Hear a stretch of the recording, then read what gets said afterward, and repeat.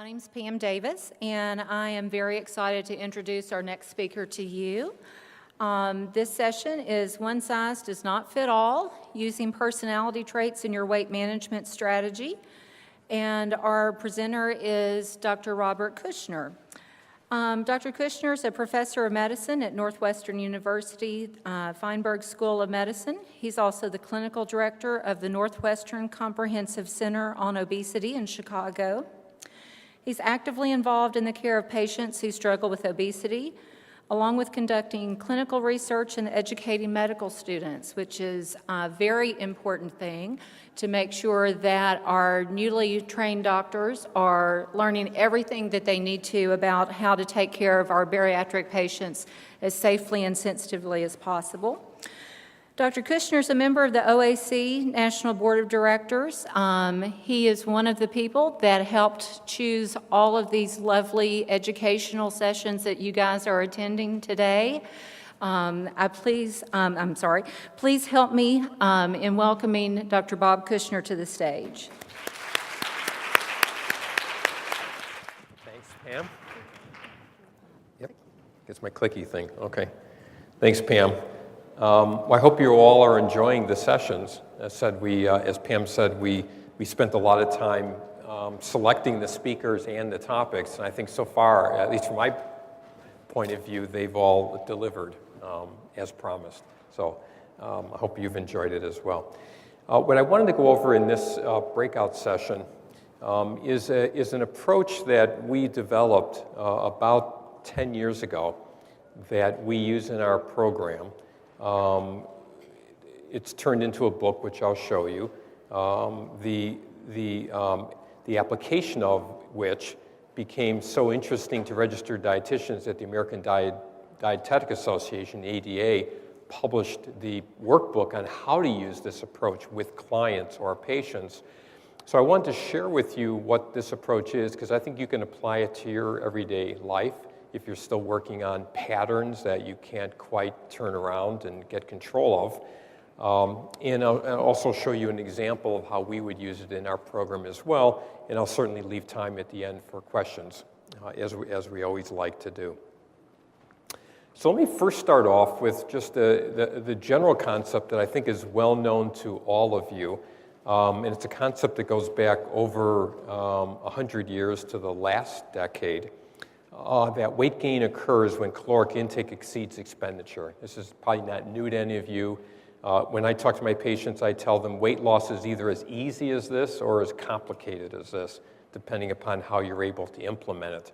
But that's how weight gain occurs. And weight loss, of course, is the opposite if you're using this teeter-totter analogy, that intake must be lower than expenditure. But being a clinician and working with patients like yourselves every single day, it's really not that simple in execution. And of course, you live that every day. People live very different lives and have multiple reasons for choices that they make.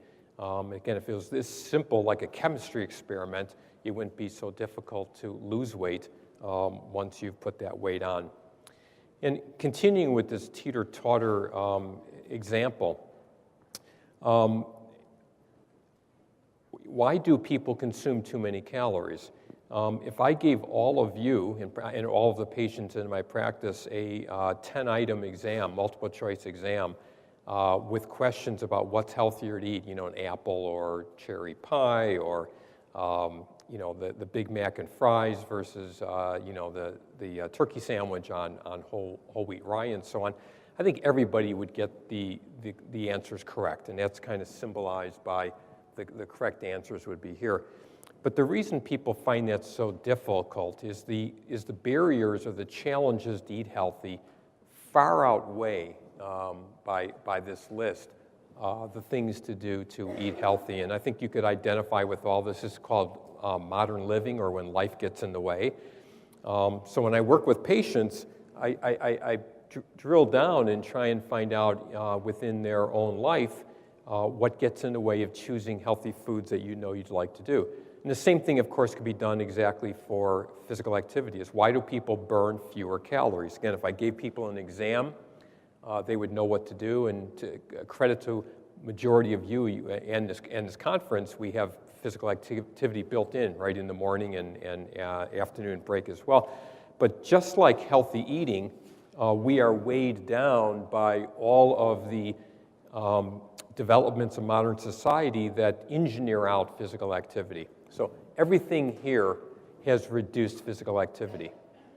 We call this ecology. It's kind of you just go with the flow. This is the way our world is, and this is how I'm living. And not to use these types of technologies would really be swimming against the stream. But all of it robs our energy expenditure. And this morning you heard a talk by Holly Lofton about the physical activity and so on. But even if I see patients who want to eat healthier, burn more physical activity, and really have it as a primary goal, we run into the problem of time restraints. Interestingly, all of those technologies were supposed to free up time, right? Using a computer instead of the typewriter and the lawn mower instead of the gas lawn mower instead of the push one. It's supposed to free up time, but of course, the way time is, it's like a vacuum, and you get sucked into doing other things, such as this. And here I really have my hat nodded to women in particular, who I think wear more hats as far as roles in life than men do, because of the added responsibility of caring for the family and the household, and often carpooling and volunteering in church groups and so forth. And it's really juggling multiple schedules. So it's daunting, I think, from a patient point of view of how am I going to do this, given everything is weighing against me to get my life and my weight under better control. So being cognizant of this for 20 years, and I developed this about 10 years ago, was a realization that when I saw individuals, what they would start providing me is a narrative of patterns. And I showed you yesterday the graphs that I use, which is a way of individualizing patient care. To take that one step further, when I talked to patients, and they told me the difficulties they had with eating or physical activity or with coping, what I had identified is they fell into these identifiable segmented patterns that really identified them. And they were able to change it for a while, but if life got in the way and stress intervened, they kind of drift back into these old patterns. They're default patterns that you live by, that you acquire for decades. So as I was listening to patients and they were telling me about their diet, I was able to very quickly finish their sentence as they started telling me the problems they were having. And they go, yeah, that's right, that is my problem. So I started identifying patterns of behavior that individuals typically fall into it, and we called it a lifestyle patterns approach, which I'll show you what that is in a moment. What it is by definition is a method to quickly and effectively connect with the individual diet, physical activity, and other behavioral patterns that cause you to be overweight and is hindering your success to losing weight. So it used a process called pattern recognition. The fancy name is heuristics, which is a clinical approach that allows problems to be identified and solved quickly. So it's a process that matches a new situation with one of exemplars in memory, which are relevant, retrievable rapidly and effortlessly. I'm going to give you an example of what pattern recognition is, because someone presented this to me and it just clicked immediately. And here's the scenario. There's a fire on your block, and there's the first responders who come, and they're looking at the fire, and they don't know which door to go through and where to put the water, and they're getting confused, and then fire starts coming out another window, and they're fairly confused. And then the fire chief shows up a little bit after the first responders. He looks at the fire and immediately knows what to do, because it's a pattern that he has seen over and over and over again, and he immediately knows where to send the ladder, where to send the hoses of water, and put the fire out. And that's exactly the process of what we achieved by listening to individuals, by seeing a pattern. I've seen it before, I know exactly what to do. So the pattern approach that I'm going to tell you is not a new therapy. It's a way to instantly identify what are the patterns that keep tripping me up, because I do it over and over and over again, and then focus in on those patterns in order to make a change. So I'm jumping ahead, but I wanted to give you the resources for this if you were interested. It turned into a book, which is called Dr. Kushner's Personality Type Diet, which is available on Amazon.com. And because of the usefulness of this pattern approach with health professionals and doing some CMEs and so on with registered dietitians, my wife, Nancy, who's here, Dawn Jackson-Bladner, who spoke yesterday, and I authored a workbook for professionals to use this approach with clients. So these are mirror images. That's for the individual, and that's for the actual counselor. I want to tell you a little story about the whole idea of the title, Dr. Kushner's Personality Type Diet.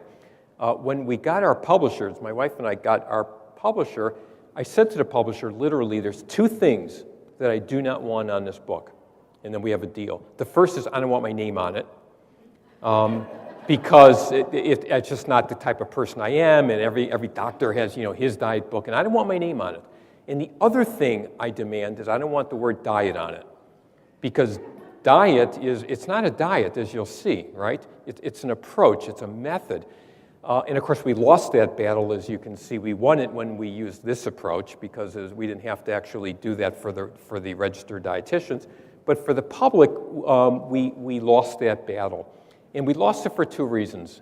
She said, number one, you really should be using your name because you're reputable, people know who you are, and so on, and you should use your name in order to market the book. Okay, fine.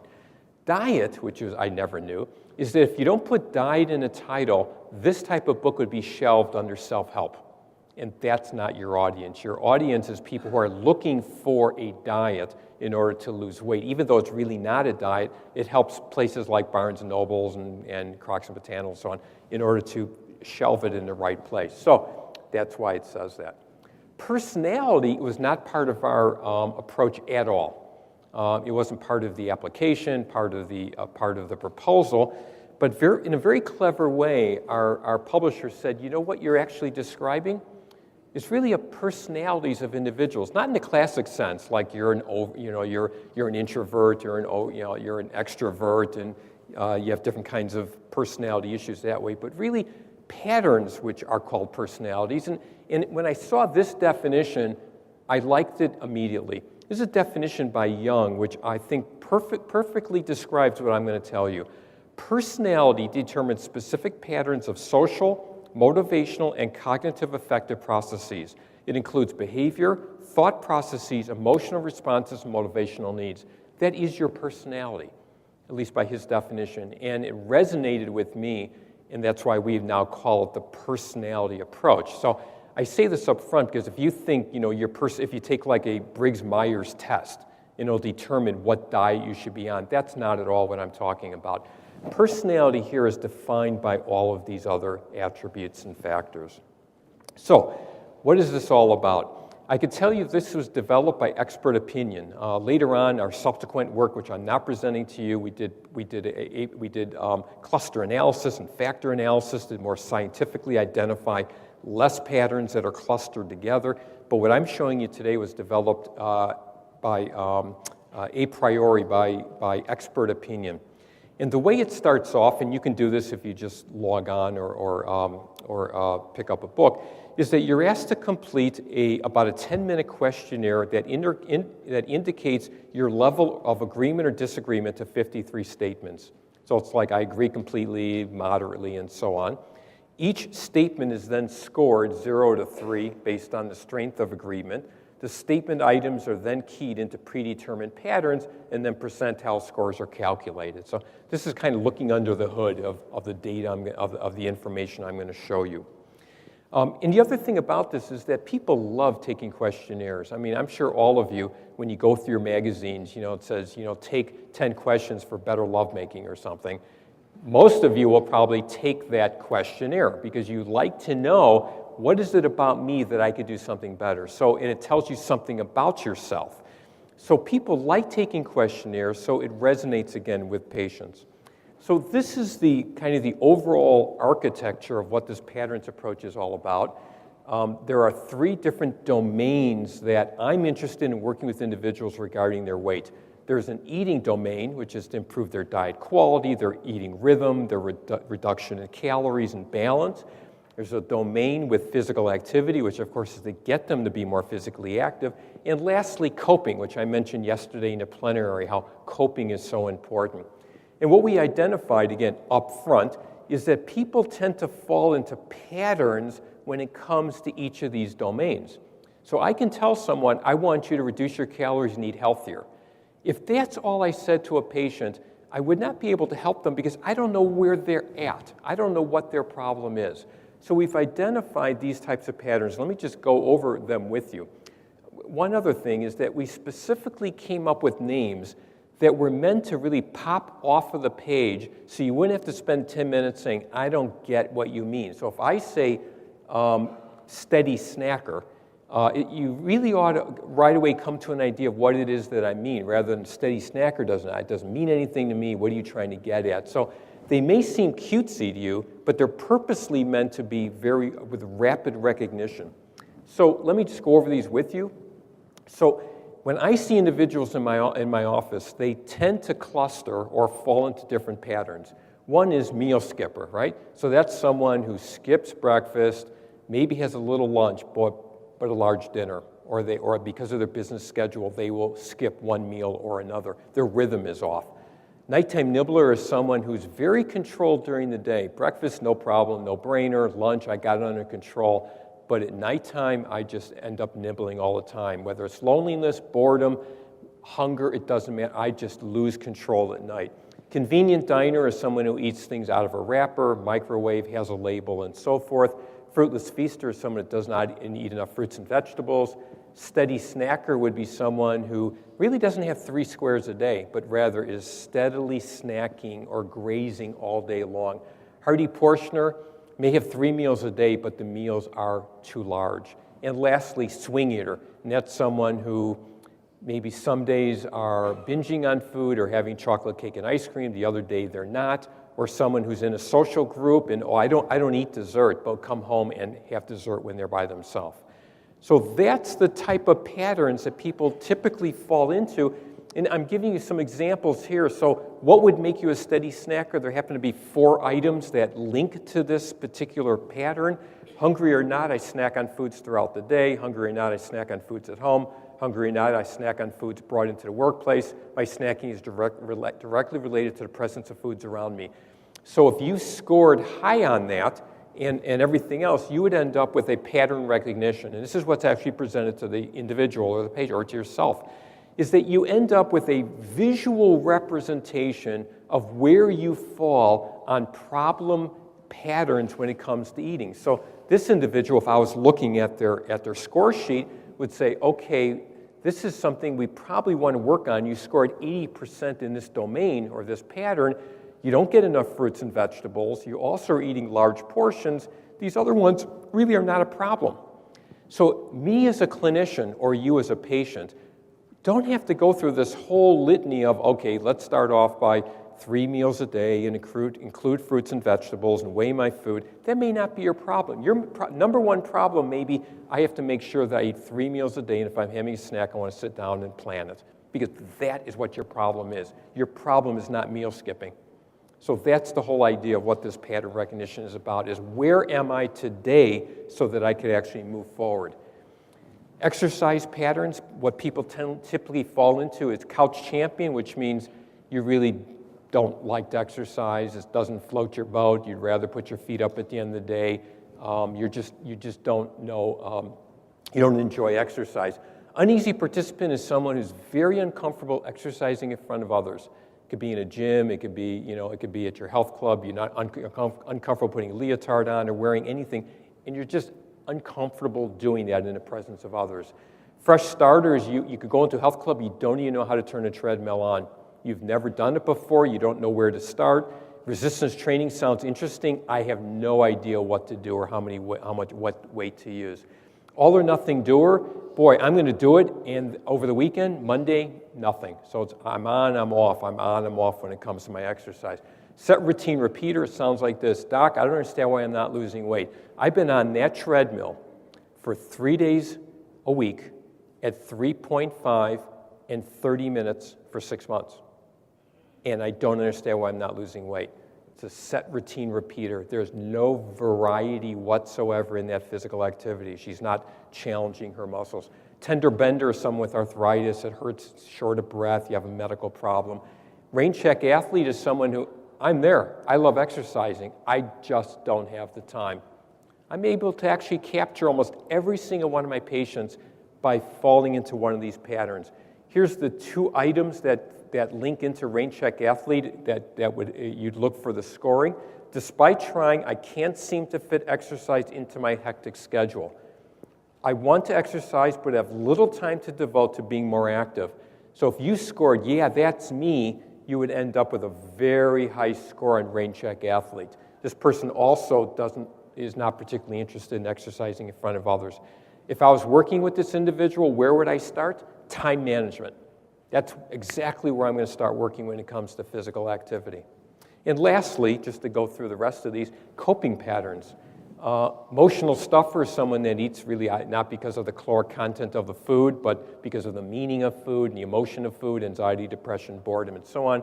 Self-scrutinizer is someone who scrutinizes themselves. It could be their body image, the way they look, their own self-worth. Persistent procrastinator is mañana, right? I'm going to eventually get to it, and they're procrastinating for several reasons. Either they don't want to do it, or they're a high achiever. Therefore, if they're going to do it, they have to do a straight A on it, and they don't think they actually can do it, or they don't have the time to do it.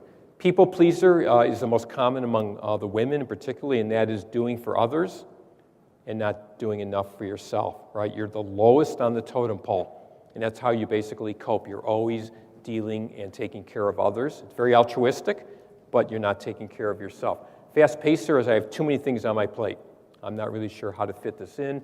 Doubtful dieter is it's never enough. It's like Dr. Foster's talk this morning is, example would be I'd see somebody come in after a month and they lost 4 pounds, which is a pound a week, and I would say, congratulations, you're doing wonderful, and the first thing they would say is, it's not enough.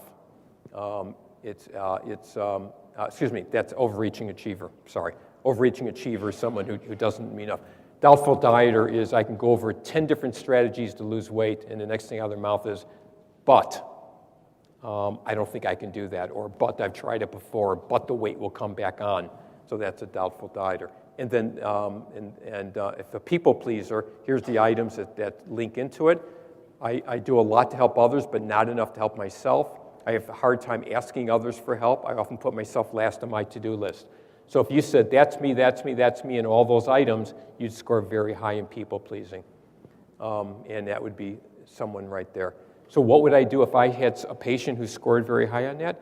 I would talk right away about allocation or to relegate or delegate responsibilities to others, to be more assertive, to find time for yourself, that type of thing. So that's the value of doing this immediate, upfront questionnaire so that you as a clinician or you as an individual know where to start working with this. So, we did some data. I think this is the only data slide I'm showing you. I left some of the other ones out, but we did have a wonderful opportunity to link with an internet program that allowed us to acquire about 500,000 individuals from 200 countries to take this exam. It was a wonderful opportunity. And we got wonderful data from it, published the data. But the one thing I wanted to show you from that data is, because it's something that comes up all the time, is if I identify with one pattern, is that the only pattern? And what we found out is if you take the 3 different pattern groups, eating, exercise, and coping, these are 3 domains, and you link and you look at individuals by their body mass index, what we find is that the heavier you are, the more number of items you're likely to identify with. as you go down this linking here, which again, I can't prove cause and effect, but what it associates the way, in my thinking, is the more overweight you are, there's more issues going on regarding your physical activity and coping, and therefore you're identifying with more patterns. And the other thing I want to point out is that the coping patterns dominate all of the three. This is the one that dominates. Individuals have more coping patterns to work on than eating and exercise, which again tells me if you're working only on diet and physical activity, like how the plate looks and getting physical activity, and leaving this domain out, you're leaving an extremely important part of weight management, is how do you cope as an individual regarding all these issues.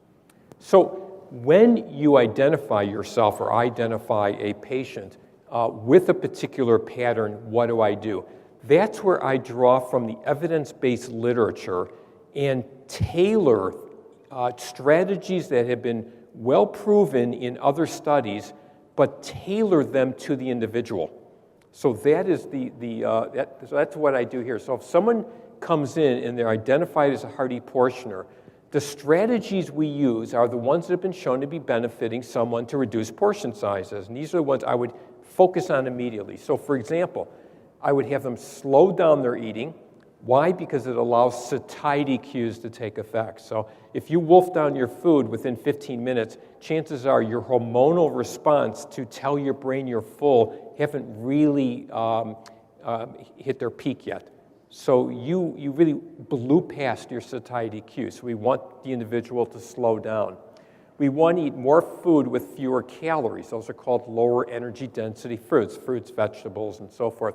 Know your serving sizes, so we teach them how to read a food label. And lastly, have them avoid portion traps. These would be things like buffets. Buffets are very dangerous for people who are hearty portioners because there's no fullness signal. So that's what we would have someone do if they identified themselves as a hearty portioner.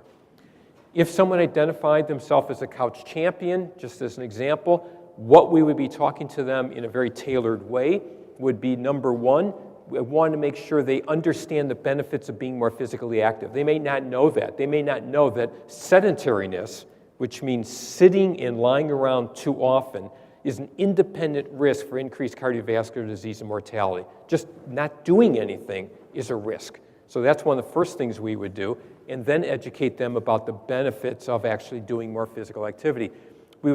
Second of all, we would have them move more, which is called activities of daily living. I wouldn't send a couch potato to the gym right away. I would have them increase their daily physical activity and teach them that physical activity is different than exercise. I would have them count their steps or wear one of these accelerometers that measures intensity and energy expenditure. And lastly, I would have them buddy up, which is called socialization. And they could buddy up with their dog, which is a perfectly good thing to do.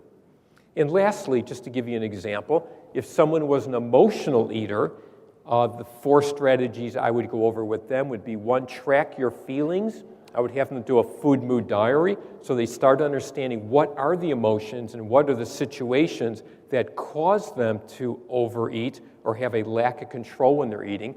I would have them understand their triggers. When they get that from the diary, they'll start knowing what their triggers are, which it could be anxiety, depression, again, boredom, being in a bar, being anxious, and knowing what triggers it, then they could actually start intervening, start learning to cope without food, like alternative strategies, and Holly Lofton talked about that earlier today. It could be meditation, it could be taking a warm bath, it could be calling a friend, it could be doing all kinds of meditation, deep breathing, and so on. And lastly, which links into this one, is to de-stress, which would be stress techniques. So that's what we would be doing. Again, the lifestyle patterns approach is not a whole new method of weight control. It's a way to instantaneously identify what are my problems that I need to work on and to start doing that. So I wanted to end with a case, just so I could put this into place. You could see how we would use it in our practice, and there's some teaching points I want to make when I do this as well. So this is a patient I saw. We'll use her initials as GE. She was referred to me because she had prediabetes, which means elevated blood sugar. She was a 69-year-old woman, married for 44 years, and she has 2 children, private practice as a social worker. She also has elevated blood cholesterol, hypothyroidism, and new onset elevated blood sugar, as I mentioned, and she's on 3 medications for these problems. So she was 156 pounds, and she's 5'5", and that puts the body mass index into overweight. And because of her medical problems and because of what she wanted to accomplish, she was a very good candidate to work in our program. And these are just some lab values to show you that her sugar was elevated and her hemoglobin A1C was elevated, her triglycerides were elevated. So there was minor abnormalities that need to be dealt with. So her weight history, which of course I took, is she had a slow progressive weight gain for decades, no previous formal weight loss programs, but followed multiple self-help popular diets, books without success, and she never saw a registered dietitian. I showed you all these graphs yesterday. This is her graph.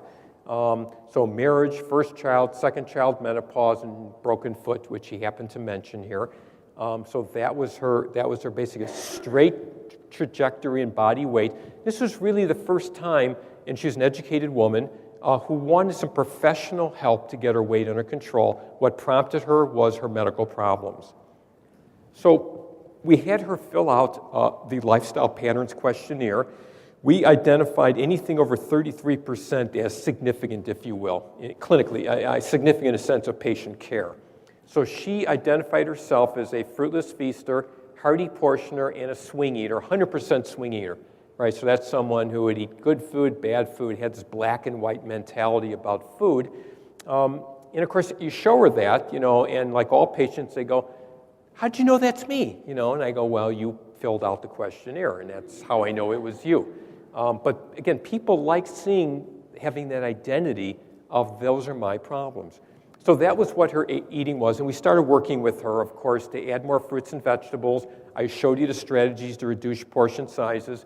Swing eater was a little tougher because that gets into one's psyche of good food and bad food and what's public social eating versus private eating. And we worked with her quite a bit on that whole psychological aspect. This is her baseline physical activity, 100% couch potato. So I showed you what we did there. We had her wear a pedometer and increase her physical activity between her clients because she's a social worker and so on. And also she happened to be someone who used a treadmill, same thing every day, so we had her vary the intensity, use an elliptical, stationary bike, and so forth. And then when it came to coping, 4 coping patterns emerged. That's not uncommon, as I've told you. Emotional eater was one of the highest, followed by overreaching achiever, because she's a professional woman, she's used to getting A's. If she's going to tackle this, she wants to be the best in the program. And then a little bit of people-pleasing and doubtful dieter. And again, we worked on all of those as well, targeting those particular patterns. So this is her data going out to 16 months, so we're out past a year. And she was able to lose 9% of her body weight and keep it off. 2 points. One is I showed you her graph before, which was a straight up trajectory of body weight. We've been able to take her weight off and keep her weight off at a lower level. Number 2, it reinforces what Dr. Foster said earlier, is that about an 8 to 10% weight loss is a very reasonable, successful outcome in an individual with a lifestyle program, and she was able to maintain that weight for the first time ever by introducing these types of changes in her patterns. So let me introduce you to one of the neatest things about the patterns approach. You can re-administer the patterns questionnaire to the same individual in a timed manner. So if this treatment is working, you would expect her patterns to come down, her self-scored patterns to come down. So now you have a dynamic evaluation of how this person is doing, and she can see how she's doing. So what I'm showing you here now are 6-month reevaluation of the same questionnaire of the same individual. And this is her new pattern self-identification. Swing eater goes from 100% to 56%. I would consider that still concerning, so we have to continue to work on it. All the other patterns come down below this 33% questionnaire. She feels good about herself. I'm congratulating her on it, and she can see what she still needs to work on. When it comes to physical activity, administer the questionnaire. Everything comes down, so she is reinforcing what she needs to do in order to improve her weight in her life. And lastly, coping patterns remarkably come down beautifully. She didn't score any of these. That's the only one she scored in. So she made significant strides in that. Excuse me, that's not correct. That was wrong. This is where she's at. Apologize. So she was 58% here and came down under the threshold and everything else. A doubtful dieter came down here. Why? Because she was actually doing a lot better. So that's her pattern score there. And then lastly, I'll just show you, I'll go through that quickly, just her numbers improved. That was the whole point of why she came to see me and so on. So, very interesting teaching point I'm going to tell you.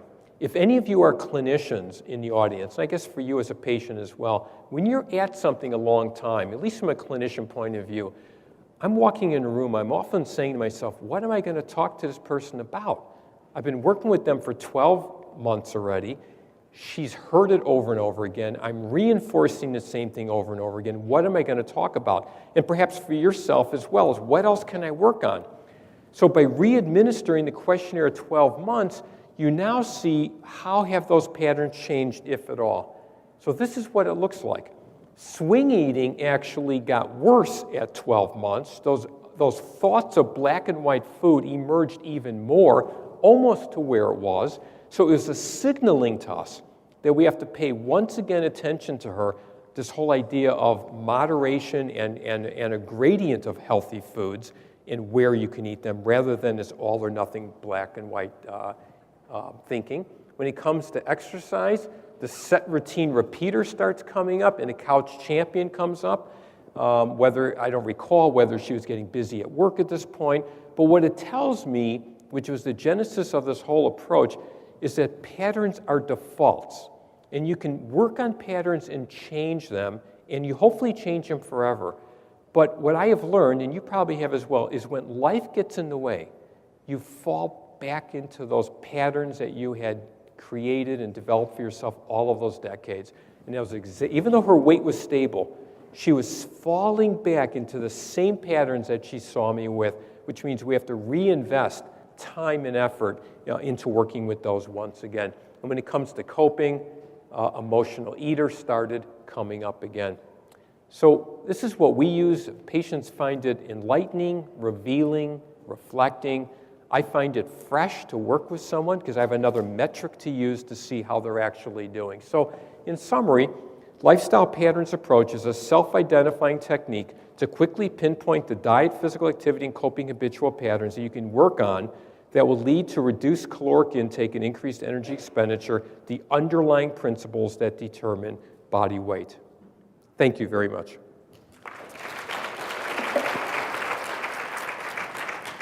So we do have some time for some more. If there are any questions, you're welcome to go to the microphone or shout them out.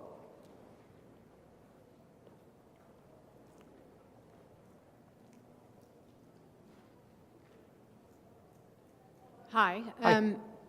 My name is Dana Osborne, and I live here in Arizona. This is a really unique approach, and I'd like to think about, I'm a sleeve patient, and I'm about 14 months out of surgery. And number one, I would have loved to have a tool like this even at the beginning before at the time that I decided to do surgery. And here's what I see as themes for myself and also for a lot of folks that I know are really about the same point or beyond even after weight loss surgery, is we work hard at developing new habits.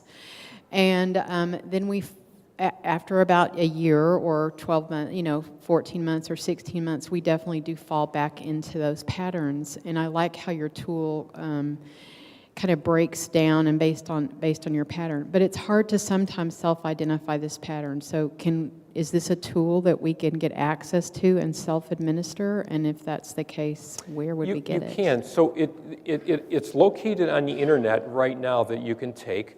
And the website for that is retrofitme.com. So it's retrofitme.com. Is that correct? Thank you. Yeah, or if you Google retrofit quiz, Beautiful. you'll find it. Or Thank go to you. retrofitme.com. Or the books, actually, you could do that as well. But that's where you could find the online quiz for that. And the next generation of this, which I'm not showing you this data, maybe the next time I come back and if I get asked to come back and present this, would be the next generation, which is we took all this data of 500,000 people and we did what's called cluster analysis, and we've simplified these 21 patterns actually into 6 clusters, which make it a lot more, I think, usable for a clinician and a patient. This was really the first expert approach of it, and the next generation, version 2, if you will, of this approach will be much simpler to apply. But this is currently available. Retrofitme.com, you can go online and take that quiz for yourself and have it scored electronically like this. Could you put the slide back up that shows the Amazon and the work? Yep. In the back, would you be able to find the one slide that has the 2 the camera shots of the 2 books? It's early in the presentation.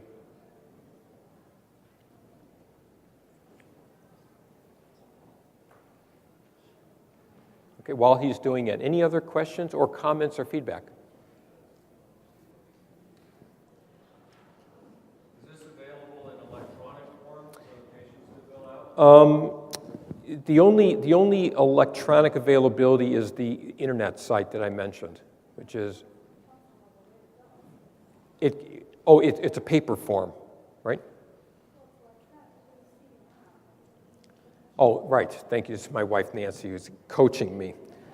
So, if you have that slide that you can put up there by any chance? Okay.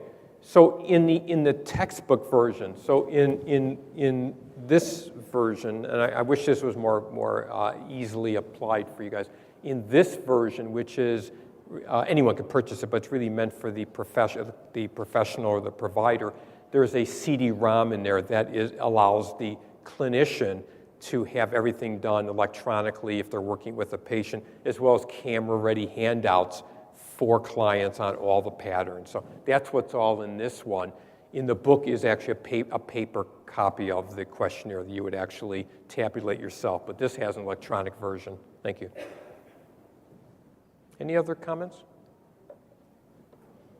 Okay, thank you very much.